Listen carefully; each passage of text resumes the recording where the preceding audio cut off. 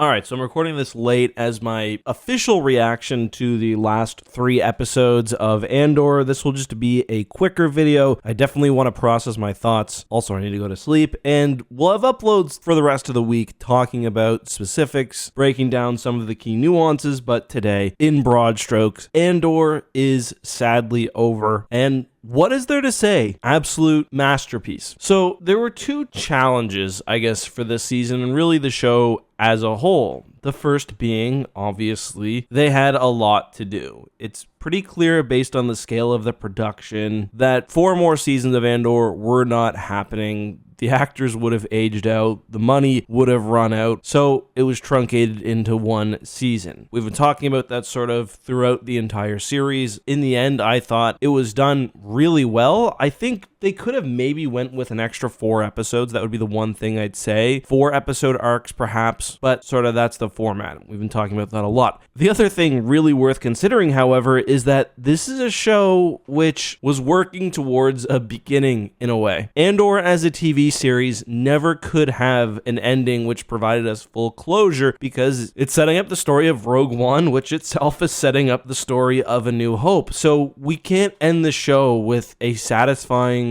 arc for a lot of these characters, at least not in terms of, okay, this happened, they beat the big thing. This was all especially true after last week's incredibly emotional episodes. It already feels like just so long ago, but we all know this season was building towards the Gorman massacre, so the last 3 episodes really had the difficult job of wrapping everything up without being able to put a true end to all these characters. But the ending, and I will jump right to the ending, I thought was absolutely perfect. Cassian walking through the Yavin base, they really took the time. The same music as when he was initially leaving Ferrix with Luthen, which is one of my favorite moments of season 1. Being reminded of all these characters who, this isn't their end. This is just a part of their lives. Clea, Wilman, Vel, I'm so happy they all survived. It's not realistic for a show to either, for each character, kill them or give them a definite ending within the space of a few years, so they're left in the wind and continue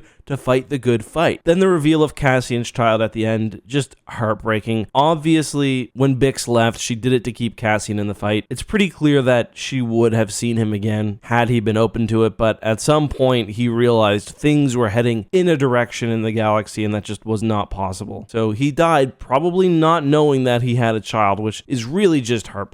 If we're being honest, it's a moment that's also a little bit cliche, and there are many shows which wouldn't properly pull it off, but I just think Andor, a show which so infrequently uses cliches, which takes characters down unpredictable paths, I think it earned this one. Anyway, before the video, of course, I tuned into Rogue One and watched the first 20 minutes, and it is remarkable how well the story continues, how well also all these people have aged, but I do also just want to go back and talk now about the episode a bit more generally, and one thing I've sort of felt a lot thinking about last week's episode, thinking about the state of the universe as a whole, is that things were again at another tipping point. 18 years ago, 19 years ago from this most recent episode, the Republic falls, the Empire is born. It's one of those periods where over a brief period of time, everything changes drastically and for the worse. The galaxy is at one of those periods again. The Gorman massacre sets off, as I covered in my last video, a new level of imperial authoritarianism. The Death Star will do that again. It is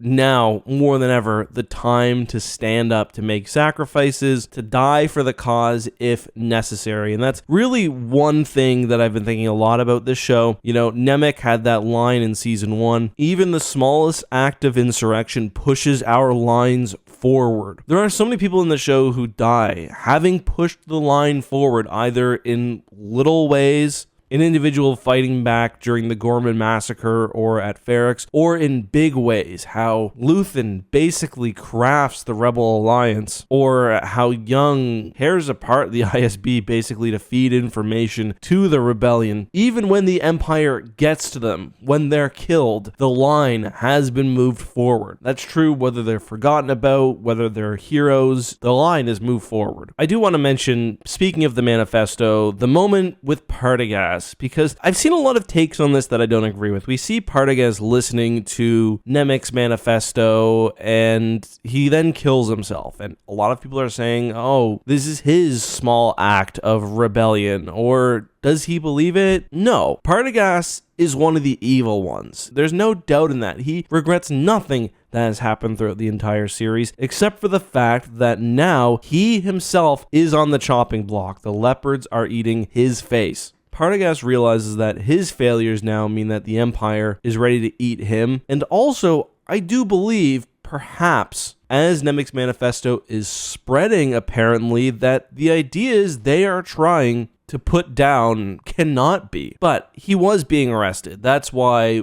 he's given time in the room. He shoots himself. The other ISB agent is not surprised whatsoever. He sort of calms the stormtroopers down. But yeah, it's a very dark time in the galaxy. I felt that after the massacre, things have just changed. There's no levity left in the show. There's no humor on Coruscant. There's no distractions. Things are falling apart for both the rebels still on the planet and even the Empire. They're turning on themselves, killing each other. It's basically just a wood chipper that everyone is stuck in now. Everyone except the truly powerful. But it is interesting how Krennic in the show is such a force when in Rogue One we see that even he has superiors who are more than willing to do the exact same to him. Also, what an ending for Dedra. She sacrificed any morals, any happiness she may have had in blind ambition, and it ended her in the exact same labor camps she had been complicit in making a Death Star that she was also helping the production of.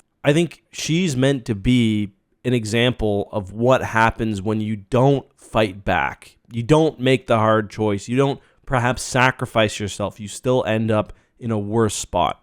Just a few more things, I guess. The Yavin scenes I thought were great. It was nice to have some of the Rogue One actors back. I think they were the same actors. Either way, the ones that pissed me off then pissed me off now. Saw has just continued to lose it. And Clea's there. Clea, what an actress. I thought she was absolutely excellent. I thought her story with Luthen was great. I was really hoping they wouldn't give too much away about Luthen's backstory. I'm glad they kept it pretty minimal, and we saw some of their early acts of insurrection against the Empire.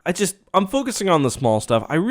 I don't know what to say. This show was just such a triumph. Every episode had something worth remembering in it, and as a whole, it came together so well. It stands on its own beautifully. It stands as an intro to Rogue One beautifully. As the music in the credits transition to the John Williams Star Wars music, it reminds you how well it also stands within the greater universe. I doubt we'll ever get something like this ever again in the Star Wars universe, so I'm very, very thankful that we got 2 seasons of this, and it's why I'm not too overly critical of the format, even though there were some issues, because to even get this was something. Anyway, that's my review. See you next time.